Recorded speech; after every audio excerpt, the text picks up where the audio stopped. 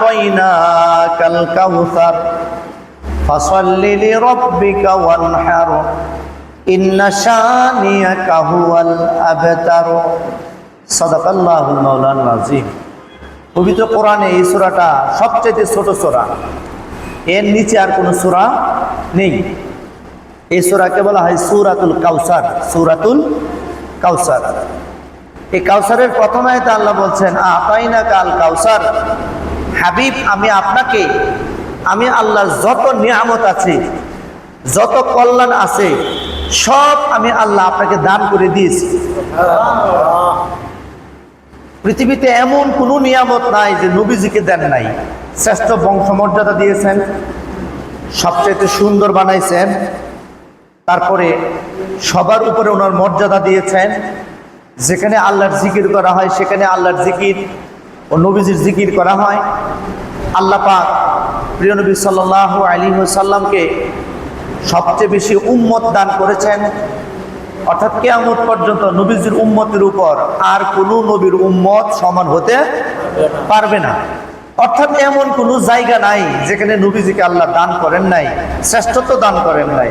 শ্রেষ্ঠ বংশ পরিচয় এটা নবীজিকে আল্লাহ দিয়েছেন। কারণ পৃথিবীর জমিনে সবচেয়ে শ্রেষ্ঠ জাতি হচ্ছে আরব জাতি। আরবদের মধ্যে শ্রেষ্ঠ বংশ হচ্ছে কুরাইশ বংশ। কুরাইশদের মধ্যে সবচেয়ে শ্রেষ্ঠ গোত্র হচ্ছে হাশিমি গোত্র। হাশিমিদের মধ্যে সবচাইতে দামি বস্তু হচ্ছে মা আব্দুল্লাহ, বাবা আব্দুল্লাহ, মা আমেনার কুল মুবারক। বললেন সুবহানাল্লাহ। এইগুলি আল্লাহ পাক নবীজিকে দান করছেন। পৃথিবীতে অসংখ্য অগণিত নবী রাসূলদের উম্মত আছে। তাদের উম্মত, কারো উম্মত 20 জন, কারো উম্মত 100 জন, কারো উম্মত 200 জন, কিন্তু কিয়ামত পর্যন্ত আমার দয়াল নবীজির এত উম্মত যা গণনা করে শেষ করতে পারবে না। বলেন সুবহানাল্লাহ। তো আল্লাহ পাক কোনো দিক দিয়ে নবীজিকে কম দেন নাই, সবকিছু বাড়ায় বাড়ায় দিয়েছেন। এটাই আল্লাহ বলছেন আ'তাইনাকাল কাউসার, ইন্না আ'তাইনাকাল কাউসার, হাবিব আমি আপনাকে আল্লাহ তাআলার পক্ষ থেকে সমস্ত কল্যাণ আমি আপনাকে দান করেছি। জান্নাতের মালিক আমার নবীজি, সমস্ত নিয়ামতের মালিক আমার দয়াল নবীজি। বলেন সুবহানাল্লাহ। তারপরে আল্লাহ বলেন ফাসাল্লি লিরাব্বিকা ওয়ানহার, অর্থ ফাসাল্লি লিরাব্বিকা ওয়ানহার, হাবিব আপনি আপনার রবের উদ্দেশ্যে নামাজ পড়েন এবং কুরবানি করেন। বলেন সুবহানাল্লাহ। সরাসরি কুরবানির কথা সূরা কাউসারের 2 নম্বর আয়াতে বলছেন ফাসাল্লি লিরাব্বিকা ওয়ানহার, নামাজ পড়েন রবের জন্য, কুরবানি করেন রবের জন্য। অপর আয়াতে আল্লাহ নিজেই বলছেন বিসমিল্লাহির রহমানির রহিম কুল ইন্নাস সালাতি ওয়া নুসুকি ওয়া মাহইয়ায়া ওয়া মামাতি লিল্লাহি রাব্বিল আলামিন। আল্লাহ বলেন কুল, আই মেরে মাহবুব, আই মেরে হাবিব, কুল আপনি বলেন ইন্নাস সালাতি নিশ্চয়ই আমার নামাজ, ওয়া নুসুকি আমার কুরবানি, ইন্নাস সালাতি নুসুকি ওয়া মাহইয়ায়া আমার জীবন, আমার মরণ, আমার ইন্তেকাল, লিল্লাহি রাব্বিল আলামিন যিনি গোটা জাহানের জন্য রব, ওই রবের জন্য আমার নামাজ, আমার কুরবানি, আমার হায়াত, আমার ইন্তেকাল সবকিছু আমার রবের জন্য। সুবহানাল্লাহ। তাহলে আমরা কুরবানি কার জন্য করব? রবের জন্য। বলেন কার জন্য? আল্লাহর জন্য করব। কুরবানি করব আল্লাহর জন্য। নামাজ কার জন্য করব? আল্লাহর জন্য। কুরবানি এটা নতুন কোনো জিনিস নয়। সর্বপ্রথম এই পৃথিবীতে কুরবানির প্রচলন হয়েছে হাবিল এবং কাবিলের মাধ্যমে। হাবিল এবং কাবিলের মাধ্যমে। আপনারা জানেন হাবিল কাবিল তারা 2 ভাই ছিল। তো আদম আলাইহিস সালামের যখন 40 জোড়া সন্তান একসাথে হয়, একসাথে হওয়ার মধ্যে তাদের বিবাহ বন্ধন ছিল প্রথম ছেলের সাথে দ্বিতীয় মেয়ে, প্রথম ছেলের সাথে দ্বিতীয় মেয়ে, আর দ্বিতীয় মেয়ের সাথে প্রথম ছেলে, এইভাবে মানে বিবাহ বন্ধনে আবদ্ধ হতো। তো হাবিলের সাথে জন্মগ্রহণ করেছিল লেওদা, আর কাবিলের সাথে জন্মগ্রহণ করেছিল আকলিমা। তো সেই হিসাবে হাবিলের ভাগ্যে পড়েছিল আকলিমা, আর কাবিলের ভাগ্যে পড়েছিল লেওদা।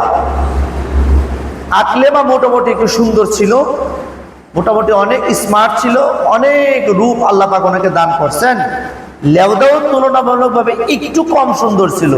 সেই হিসেবে হাবিল বললেন, কাবিল বলতেছে যে আমি লেওদাকে বিয়ে করব না, আমি আকলিমাকে বিয়ে করব। আদম আলাইহিস সালাম বললেন না না না, এটা হতে পারে না, তোমার সহোদরা বোন তোমার সাথে জন্মগ্রহণ করছে, তুমি তার বিয়ে করতে পারো না, তোমার আইন হচ্ছে লেওদাকে বিয়ে করা। তখন কাবিল বলল, এটা তো আপনার সিদ্ধান্ত, আল্লাহর সিদ্ধান্ত তো এটা না। বলেন না নাউজুবিল্লাহ। দেখেন নবী বিদ্বেষী কোথা থেকে পয়দা হয়। বলতেছে এটা তো আপনার সিদ্ধান্ত, আমি আকলিমাকে বিয়ে না করে লেওদাকে করব, তো আমার রবের সিদ্ধান্ত তো এটা না। আল্লাহ তাআলা বললেন যে হাবিব, মানে আয় আমার বন্ধু, হে আদম আলাইহিস সালাম, এখন আপনি যেভাবে বলেন সে কিন্তু আপনার রাজি হবে না। আপনি একটা কাজ করেন, আমি জান্নাত থেকে একটা দুম্বা পাঠাই। অর্থাৎ দুম্বা পাঠাচ্ছি কিরকম? হাবিলে পশুপালন করত আর কাবিলে কৃষিকাজ করত, দুই ভাই দুই পেশা গ্রহণ করছে। তো সেই হিসেবে আল্লাহ তাআলা বললেন তাদের কাছে যা আছে তাই বলেন আমি আল্লাহর রাস্তায় কুরবানি করতে। তখন হাবিল যে পশুপালন করত তার থেকে একটা দুম্বা জোগাড় করছে, আর কাবিলের তো আর দুম্বা নাই। কাবিলকে বলল যে তুমি যে কৃষিকাজ করো, কৃষি কিছু মাল অর্থাৎ কৃষিপত্র কিছু শস্য জমা করো, দুইজনে কুরবানি নিয়তে এখানে রাখো। আসমান থেকে আগুন আসবে, আগুন এসে যদি জ্বালায়া দেয়, অর্থাৎ যদি জ্বালায়া দেয় তাহলে কুরবানি কবুল হয়েছে প্রমাণিত হবে, আর যদি আগুনে না জ্বালায় তাহলে কুরবানি কবুল হবে না। এটা ছিল সিমটম, আলামত। তো দুইজনে তার সামনে রাখলেন, কুরবানি কার্ডটা কবুল হয়। আল্লাহ তাআলা আসমান থেকে আগুন পাঠায়া হাবিলের যে পশু এটাতে জ্বালায় দিয়া চলে গেছে। বলেন সুবহানাল্লাহ। আর কাবিলের যে কুরবানি যেভাবে আছে এইভাবেই রইল। তখন আদম আলাইহিস সালামের সুযোগ হয়েছে। আদম আলাইহিস সালাম বললেন, হে কাবিল, দেখছো হাবিলের কুরবানি কবুল হয়েছে, সুতরাং এই কুরবানি যেহেতু হাবিলের কবুল হয়েছে, এখন হাবিল আকলিমাকে বিয়ে করবে, তুমি আকলিমাকে বিয়ে করতে পারবা না।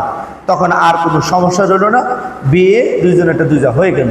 তাহলে বোঝা গেল প্রথম কুরবানিটা হয়েছে একজন মেয়েকে পাওয়ার জন্য, একজন মহিলাকে বিবাহ করার জন্য সর্বপ্রথম কুরবানি। দ্বিতীয় কুরবানি হয়েছে যখন আবে জমজম, দ্বিতীয় কুরবানি হয়েছে সাইয়েদনা হযরতে ইব্রাহিম আলাইহিস সালাতু ওয়াস সালাম। তিনি হচ্ছেন আল্লাহ পাকের একজন খলিল। ৮৬ বছর, কোন কোন কিতাবের তাফসীরের মধ্যে আসছে ৯০ বছর, অর্থাৎ যে কোনো হোক ৯০ বছর ধরে নিলাম। ৯০ বছরে সাইয়েদনা হযরত ইব্রাহিম আল্লাহর কাছে দোয়া করেছেন কি, রব্বি হাবলি মিনাস সালিহিন ওয়া বাশশারনাহু বিগুলামিন হালিম ওয়ালাম্মা বালাগা সায়া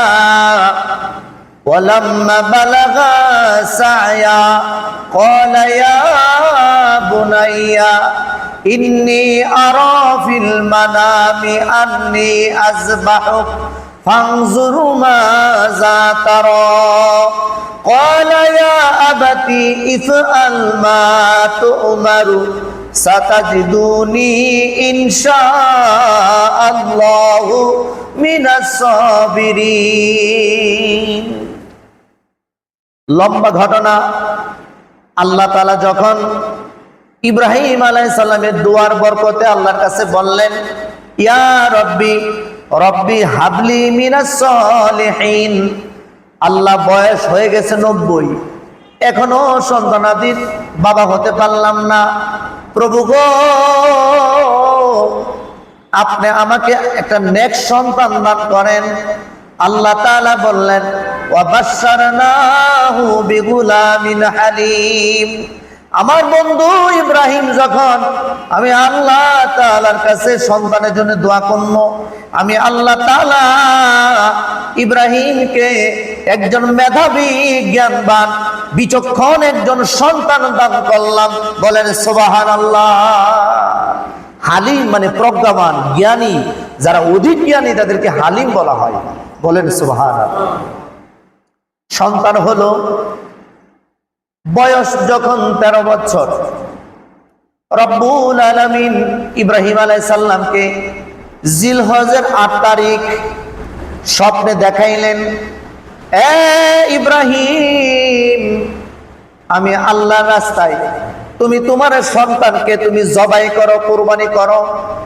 যেদিন এই স্বপ্ন দেখাইছে ওই দিনকে বলা হয় ইয়াউমা তারবিয়া, মানে আদেশের দিন, জিলহজের 8 তারিখ, এটাকে ইয়াউমে তারবিয়া বলা হয়।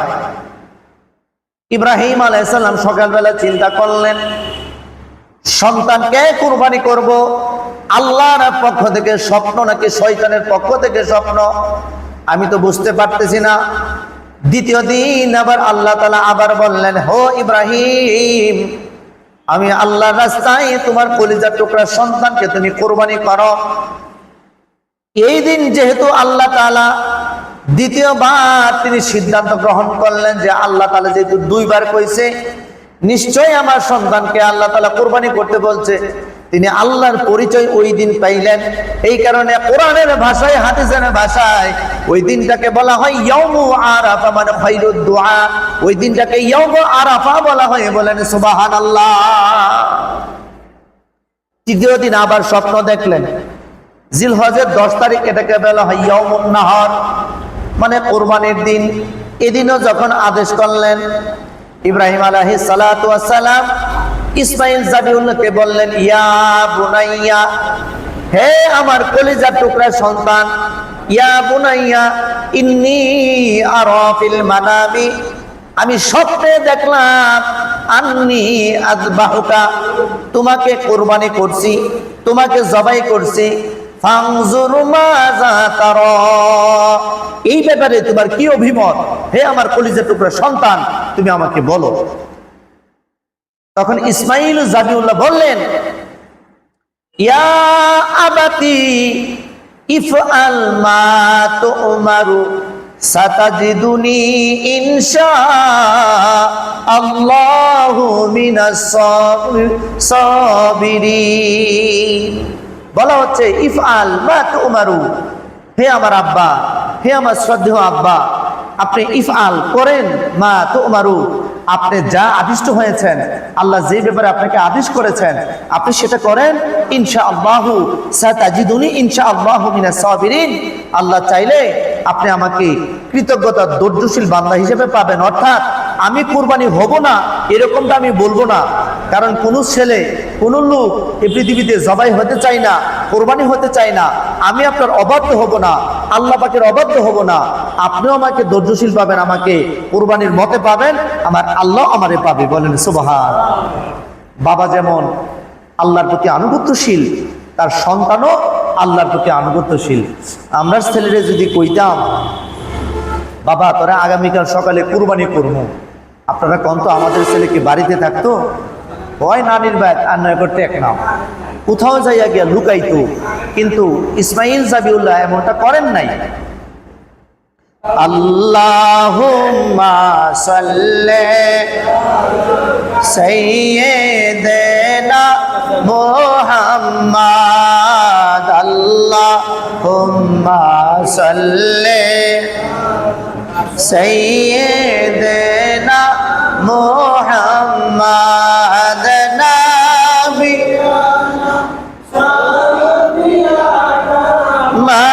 মাওলানা মুহাম্মাদ, আল্লাহুম্মা সাল্লি আলা সাইয়্যিদিনা মুহাম্মাদ। দিবানিশি মনে রে আর দিও না যন্ত্রণা, দিবা, মাশাআল্লাহ, জোরে জোরে মারহাবা। আর দিও না যন্ত্রণা, আমরা ধনের ধনী হইতাম যদি যাইতাম সোনার মদিনা। আল্লাহুম্মা সাল্লি আলা সাইয়্যিদিনা মুহাম্মাদ, নবী, মাশাআল্লাহ।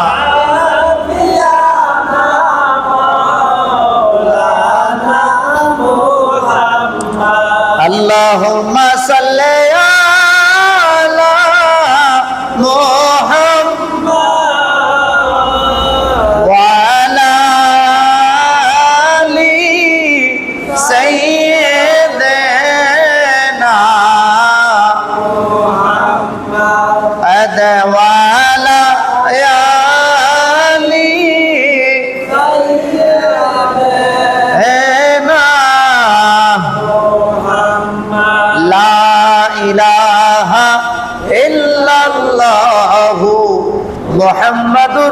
রাসূলুল্লাহ সাল্লাল্লাহু আলাইহি ওয়াসাল্লাম।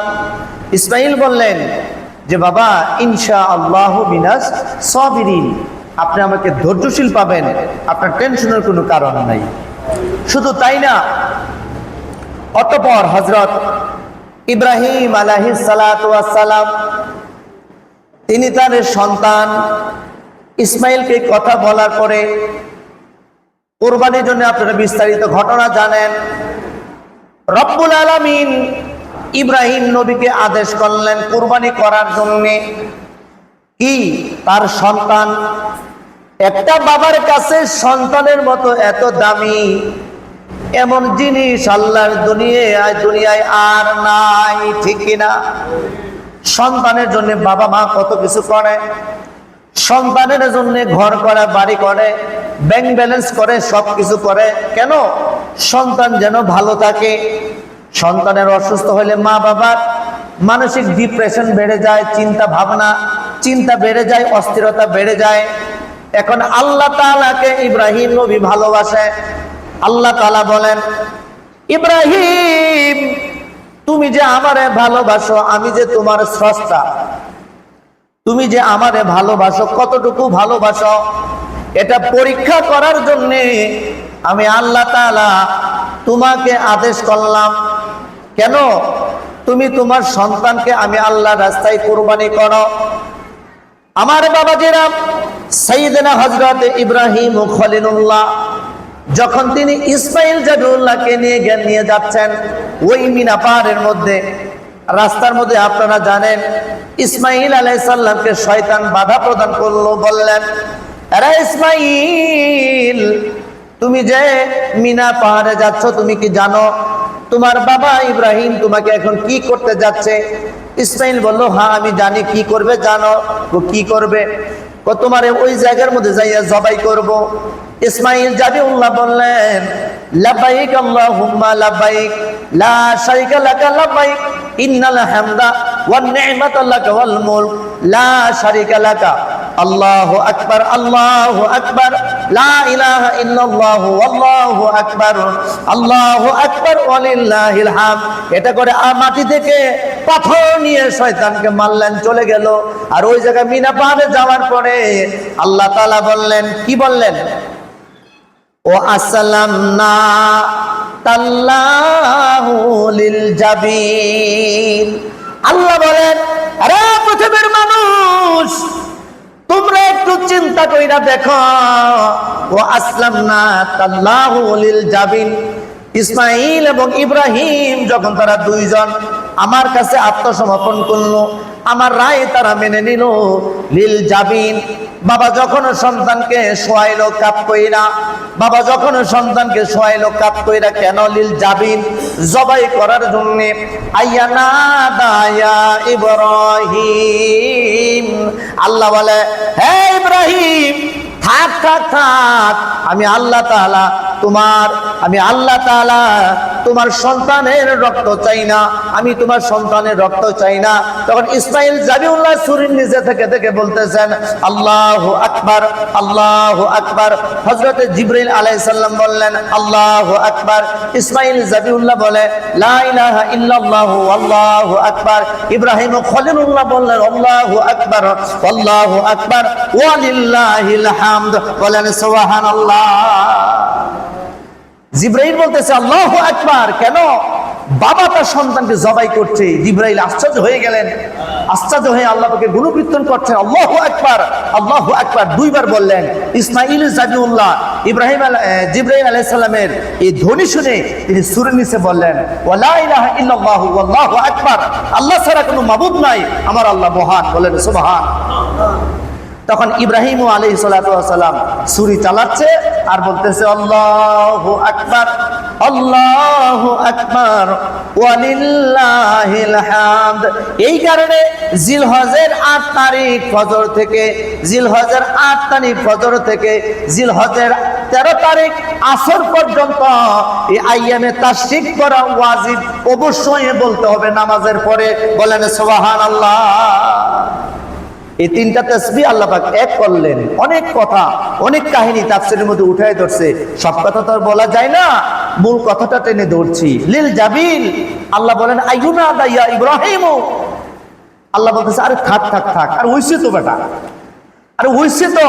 বাচ্চারা মাঝে মাঝে আমরা বাচ্চাদেরকে বলি না যে বাবা ওইটা নিয়ে আসো, না পারলে টানলে বাবা মা আউস করে কারা হইছে হইছে থাক থাক থাক।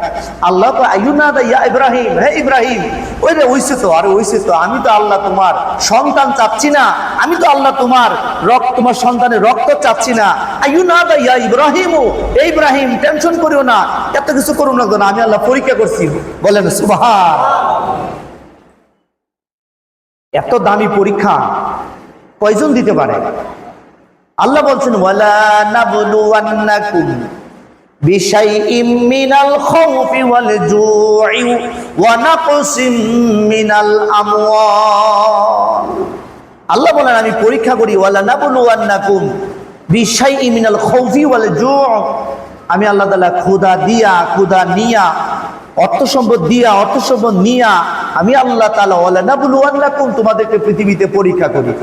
তো পৃথিবীতে আল্লাহ তাআলা আমাদেরকে অনেককে সম্পদ দিয়েছেন, অর্থ নামক নিয়ামত দিয়েছেন, কিন্তু কোরবানির সিজন আসলে মানুষদেরকে হাঁটি আর বলি যে আমার 3 লাখ টাকা ঋণ, কেমনে কোরবানি দেই? বাও নাই চাচা, কোনো বাও নাই। মূলত উদ্দেশ্য হচ্ছে মনে মনে চিন্তা করে টাকা যে কোরবানি যে দিমু টাকা তোমার কমে যাবো না। আল্লাহর হাবিব রাউফুর রহিম রাহমাতুল্লিল আলামিন ফরমান, যেই ব্যক্তি কোরবানির সামর্থ্য আছে কিন্তু সে কোরবানি দিচ্ছে না, সে যেন আমার ঈদগাহে অর্থাৎ ঈদগাহে যেন নামাজ পড়তে না আসে, নামাজ পড়তে না আসে। সাহাবীরা বললেন ইয়া রাসূলুল্লাহ মা হাযিহিল আদহি, হুজুর কুরবানি কি জিনিস? প্রিয় নবীজি বললেন হাযা সুন্নাতু আবিকুম ইব্রাহিম, এটা ইব্রাহিম আলাইহিস সালামের একটা সুন্নাত। সাহাবীরা বলেন ফামালানা ফিহা ইয়া রাসূলুল্লাহ সাল্লাল্লাহু আলাইহি ওয়া আলিহি ওয়াসাল্লাম, হুজুর এই কুরবানির মধ্যে আমাদের জন্য কি আছে? তখন আল্লাহর হাবিব রাহমাতুল্লাহ আলামিন ফরমান লিকুল্লি শারাতিন হাসানা, অর্থাৎ কুরবানির পশুতে তা আছে, কোন ব্যক্তি যদি কুরবানি দেয় তাহলে আল্লাহ তাআলা লিকুল্লি শারাতিন হাসানা, প্রত্যেকটা পশমের বদলতে আল্লাহ তাআলা একটা করে নেকি দিয়ে দিবে। বলেন সুবহানাল্লাহ। বাজার একটু খেয়াল করেন, একটা পশুতে কত লক্ষ কত কোটি পশম থাকে, আজ পর্যন্ত কেউ গুণে দেখে নাই, ঠিক কি না? এখন কেউ যদি কুরবানি দেয় তাহলে এই সওয়াবের ভাগীদার সে হবে। এই কুরবানি সর্বোচ্চ 7 শরীকে দেওয়া যায়, সর্বোচ্চ 7 ভাগে কুরবানি দেওয়া যায়।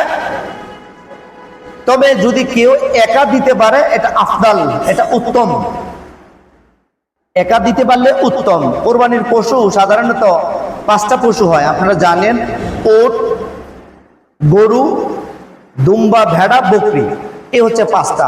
মহিষ যেটা, এটা কোরবানির কথা, এটার কথা সরাসরি হাদিসে আসে নাই, তবে এটার উপর কিয়াস করা হয়েছে। ফুকাহে কারামগণ মুস্তাহিদগণ কিয়াস করে ফতোয়া দিয়েছেন যে মহিষও কুরবানি দেওয়া যেতে পারে, তবে উত্তম হচ্ছে গরু, বকরি, ভেড়া, দুম্বা এবং উট, এগুলি হচ্ছে উত্তম। আপনি মহিষও কুরবানি দিতে পারবেন, না জায়েজ কিচ্ছু না। 7 শরীকে কুরবানি। উটের বয়স 5 বছর, কম হলে কুরবানি চলবে না। গরু কিংবা মহিষ বয়স 2 বছর, একদিন কম হইলেও কুরবানি চলবে না। দুম্বা, ভেড়া, বকরি এই 3টার জন্য 1 বছর কম হলে কুরবানি চলবে না। কোন পশুর একটা দাঁতও নাই, এই কুরবানি, এই পশু দ্বারা কুরবানি চলবে না। ফতোয়ায়ে তাতারখানিতে আমি আগেও ফতোয়াটা পেয়েছিলাম, কিন্তু আমার কাছে কোনো দলিল ছিল না, আমি জনশ্রুতি শুনেছিলাম। কিন্তু আজকে আমি তাফসির ঘাইটা আমি আমার একটা কপি এখানে তৈরি করা হয়েছে। মানে সর্বোচ্চ কথা হচ্ছে যেই পশুর একটা দাঁতও নাই এটা দ্বারা কুরবানি চলবে না। রুগা, লেজ কাটা, একদম লেজ কাটা পশু কুরবানি দিলে হবে না। কান কাটা পশু কুরবানি দিলে চলবে না। শিং ভাঙা, একদম মজ্জা থেকে শিং ভেঙে গেছে, শিং নাই, শিং, এই শিংবিহীন পশু দ্বারা কোরবানি করলে চলবে না। এমন রোগাক্রান্ত, এমন দুর্বল পশু আপনার বাড়ি থেকে হেঁটে কোরবানি মাঠ পর্যন্ত আপনি নিয়ে আসতে পারতেছেন না, কোনোভাবেই ভ্যান গাড়ি ছাড়া সম্ভব না, এই পশু দ্বারা কোরবানি জায়েজ হবে না। সমস্ত ফতোয়া শারহুল বাকায়ের মধ্যে এবং ফতোয়া তাতারখানির মধ্যে বিস্তারিত কথা এখানে বলা হয়েছে। অনেকে কোরবানি আসলে কোরবানির সাথে আকিকা দিতে চায়, যে হুজুর আমি আমার ছেলে কিংবা মেয়ের আকিকা দিতে চাই কি। তবে মূল কথা হচ্ছে কোরবানির সাথে আকিকা দুরস্ত আছে, জায়েজ আছে, তবে উত্তম না। কোরবানির সাথে কেউ যদি আকিকা দেয় এটা জায়েজ, সর্বনিম্ন একটা জায়েজের যে ফতোয়া, যেমন তালাক দেওয়া জায়েজ, জায়েজের মধ্যে সবচেয়ে নিচের কাজ হচ্ছে তালাক দেওয়া। আর এমনিতে যদি কেউ কোরবানির সাথে আকিকা দিতে চায় এটা জায়েজ হইব, তবে মানে ফজিলতের দিক দিয়ে অনেক কম। উত্তম হচ্ছে কোনো বাচ্চা যদি জন্মগ্রহণ করে 7 দিনের মাথায়, সন্তান যদি ছেলে হয় 2টা খাসি, আর সন্তান যদি মেয়ে হয় 1টা খাসি 7 দিনের মাথায় কুরবানি আকিকা দিতে হয়। কোনো কারণে কেউ যদি 7 দিনের মাথায় না দিতে পারে, তাহলে তার জীবিত অবস্থায় যে কোনো একদিন সুবিধা মতো সে নিজের আকিকা নিজেও আদায় করতে পারবে। এটা হচ্ছে উত্তম। বকরি, বেড়া, দুম্বা দিয়ে আকিকা আদায় করা উত্তম। আর এই ক্ষেত্রে কেউ যদি আকিকায় অংশগ্রহণ হতে চায়, তাহলে 1টা কিংবা 2টা শরীকে যদি অংশগ্রহণ করে, তাহলে তার আকিকা হয়ে যাবে, সুন্নত আদায় হবে, তবে ফজিলতের দিক দিয়ে অনেক কম। এই ছিল আমার মূল কথা। পরের কথা হচ্ছে কোরবানি দিতে গেলে আপনার অবশ্যই হালাল টাকা লাগবে, হালাল পয়সা। সুদের টাকা কোরবানি দিলে কোরবানি হবে না, ঘুষের টাকা দিয়ে কোরবানি দিলে কোরবানি হবে না, বুসকা মারা টাকা দিয়ে কোরবানি করলে কোরবানি হবে না। অর্থাৎ অবৈধ পয়সা দ্বারা আপনি 100 কোরবানিও যদি দেন, 1 টাকার কোনো ফাজিলত আপনি পাবেন না। ঘুষ তো খাইতে পারবেন, সমাজের মানুষও খেতে পারবে, কিন্তু আপনি সওয়াব পাবেন না। এই কারণে হালাল টাকা দিয়ে, হালাল পয়সা দিয়ে কোরবানি দিবেন। সুদের টাকা দিয়ে আল্লাহর রাস্তে কোরবানি দিবেন না, কিস্তি থেকে উঠাই না কোরবানি দিবেন না। দাঁড় কইরা যদি মনে করেন যে আমি দাঁড় করলে কোরবানিটা দিতে পারি, পরবর্তীতে ঈদের পরে আমার টাকা আছে ওই জায়গায় আসলে আমি দিয়ে দিতে পারবো, এটা সর্বোচ্চ করতে পারেন। ধার করা এটা ভালো কাজ না। ধার যদি কেউ দেয় তার জন্য ভালো কাজ, কারণ আল্লাহ বলছেন ওয়াকিদুল্লাহ করজাই হাসানা, তোমরা কর্জ দাও মানুষদেরকে। কর্জ দেওয়া তাদের সুন্নত, সওয়াব হয়। যিনি দিবেন তিনি সওয়াব পাবেন, কিন্তু যিনি নিবেন তিনি কিন্তু কোনো সওয়াব পাবেন না। এই ছিল আমাদের কুরবানির কথা। কুরবানির আরো অনেক ফজিলতের কথা বলা হয়েছে, তবে কুরবানি করলে বাজান আল্লাহকে পাওয়া যায়। কুরবানির শব্দের অর্থ হচ্ছে উৎসর্গ করা, ত্যাগ করা, নিজের প্রিয় বস্তু আল্লাহর রাস্তায় দিয়ে দেওয়া। তো আমরা অনেক সময় বনের পশু কুরবানি করি, কিন্তু আমাদের মনের ভিতরে যে মনের পশু আছে ওইটা একদিনও কুরবানি করতে পারলাম না। রাগ, লোভ, হিংসা, নিন্দা, গীবত, পরনিন্দা, অহংকার, এগুলি হচ্ছে মনের পশু। এগুলি ভিতরে থাকলে বনের পশু কুরবানি দিয়ে কতটুকু অগ্রসর হতে পারবেন আমি সেটা বুঝতে পারি না। তবে সাবধান, আমরা যেন আল্লাহর সন্তুষ্টির জন্যে, একমাত্র আল্লাহ তাআলার জন্যে আমরা যেন কুরবানি দেই। কুরবানির আরো কথা ইনশাআল্লাহ আগামী জুমাবারে আমরা বিস্তারিত কথা শুনবো। তবে মূল কথা বলতে চাচ্ছিলাম, কুরবানি এটা সুন্নতে রাসূল। মালে নেসাব জিলহজের 10 তারিখ, 11 তারিখ এবং 12 তারিখ, এই 3 দিন কেউ যদি মালে নেসাবের অধিকারী হয়, অর্থাৎ 7.5 ভরি স্বর্ণ অথবা 52.5 ভরি রূপা, কিংবা এই পরিমাণ সম্পদ কারো কাছে যদি এই 3 দিন 10, 11, 12 এই 3 দিন হচ্ছে কোরবানি, কেউ কোনো কারণে কেউ যদি 10 তারিখে না দিতে পারে 11 তারিখে কোরবানি দিবে। 11 তারিখে যদি নাও দিতে পারে, সে 12 তারিখের আসর নামাজের আগে অবশ্যই তার কোরবানি সম্পাদন করতে হবে। এটাই ছিল কথা। আল্লাহ তাআলা আমাদেরকে আমল করার তৌফিক দান করুক। আসসালামু আলাইকুম। আইয়ামে তাশরিক হচ্ছে জিলহজের 9 তারিখ ফজর থেকে আমরা 13 তারিখ আসর পর্যন্ত ইনশাআল্লাহ আমরা তাশরিক করব। সেটা কি? আল্লাহু আকবার, আল্লাহু আকবার, লা ইলাহা ইল্লাল্লাহু ওয়াল্লাহু আকবার, আল্লাহু আকবার ওয়ালিল্লাহিল হামদ। এই তাকবীরটা মহিলারা বাড়িতে আস্তে আস্তে দিবে, আর পুরুষেরা 5 ওয়াক্ত নামাজের পরে অবশ্যই একবার হইল বলাটা ওয়াজিব, বলতে হবে। আল্লাহ তাআলা আমাদেরকে আমল করার তৌফিক দান করুক। সবাই বলি আমিন। আসসালামু আলাইকুম ওয়া রাহমাতুল্লাহি ওয়া বারাকাতুহু। যারা কাবলা জুমা পড়ছে না, 4 রাকাত কাবলা জুমা পড়ে নিন।